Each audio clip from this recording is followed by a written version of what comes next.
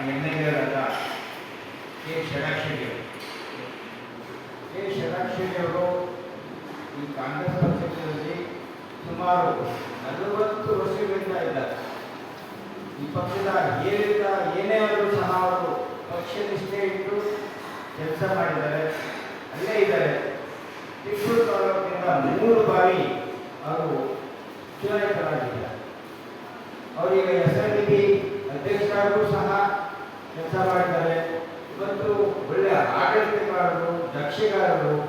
ಅವರನ್ನು ನಮ್ಮ ಈ ಮುಂಬರುವ ಸಂಪುಟದಲ್ಲಿ ಅವರಿಗೆ ಪ್ರಾತಿನಿಧ್ಯ ಕೊಡಬೇಕು ಅಂತ ನಾನು ಮುಂದೆ ಬರುವಂತಹ ಆಡಳಿತ ಮಂಡಳಿ ಕಾಂಗ್ರೆಸ್ನ ಪಕ್ಷವನ್ನು ಒತ್ತಾಯ ಮಾಡ್ತೀನಿ ನಮ್ಮ ಸಮಾಜದ ಪರವಾಗಿ.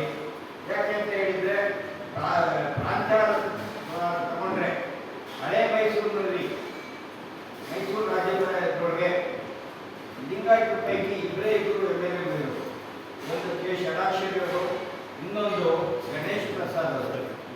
ಈ ಪ್ರಾಂತ್ಯಗಳನ್ನು ನಾವು ತಗೊಂಡ್ರೆ ನಮ್ಮ ಸಂಘಕ್ಕೆ ಪಕ್ಷಕ್ಕೆ ಒಳ್ಳೆಯದಾಗುತ್ತೆ. ಇಂಥ ನಿಷ್ಠಾವಂತ ಕಾರ್ಯಕರ್ತನ ಪಕ್ಷದವರು ಕನ್ಸಿಡರ್ ಮಾಡಬೇಕಾಗುತ್ತೆ ಅಂತ ಹೇಳ್ತಾ, ಅದೇ ರೀತಿ ಕನ್ಸಿಡರ್ ಮಾಡಿದರೆ ಕಾರ್ಯಕರ್ತರು ಸಹ ಒಮ್ಮತ್ತು ಬರುತ್ತೆ. ಇದೇ ಏರಿಯಾದಾಗೆಲ್ಲ ಎಲ್ಲರಾದರೂ ಸಹ ಯಾವುದೇ ಪಕ್ಷಕ್ಕೆ ತಗೊಂಡ್ರು ಸಹ ಕಾರ್ಯಕರ್ತರನ್ನ ನಾವು ಗಣನೆ ತಗೋಬೇಕಾದ ಪಕ್ಷದವರು. ಆದ್ದರಿಂದ ಕಾಂಗ್ರೆಸ್ ಪಕ್ಷದವರು ಮುಂದೆ ಬರ CLP ಬೇರು ಯಾರಿರ್ತಾರೆ ಅವರು ಷಡಾಕ್ಷರಿಯವರಿಗೆ ಮುಂದಿನ ಸಂಪುಟದಲ್ಲಿ ಮತ್ತಿದ್ರೆ ಅದು ಕೊಡಬೇಕು ಅಂತ ಹೇಳಿ ನಮ್ಮ ಸಮಾಜದ ಪರವಾಗಿ ಈ ಮೂಲಕ ನಾವು ಹೋಗ್ತೇವೆ. ಪತ್ರಿಕಾಗೋಷ್ಠಿಯ ಮೂಲಕ ನಮ್ಮ ಮನವಿ ಏನಂದರೆ, ಚಿತ್ರೂರು ಶಾಸಕರಾದ ಷಡಾಕ್ಷರಿಯವರು ಅನುಭವದ ದೃಷ್ಟಿಯಿಂದ ಮತ್ತು ಹಿರಿತನದ ದೃಷ್ಟಿಯಿಂದ ಮತ್ತು ನಮ್ಮ ಸಮಾಜವನ್ನು ಪ್ರತಿನಿಧಿಸುವ ದೃಷ್ಟಿಯಿಂದ ಎಲ್ಲ ರೀತಿಯಿಂದಲೂ ಸಹ ಒಂದು ಸಚಿವ ಸ್ಥಾನಕ್ಕೆ ಅರ್ಹರಾಗಿದ್ದಾರೆ.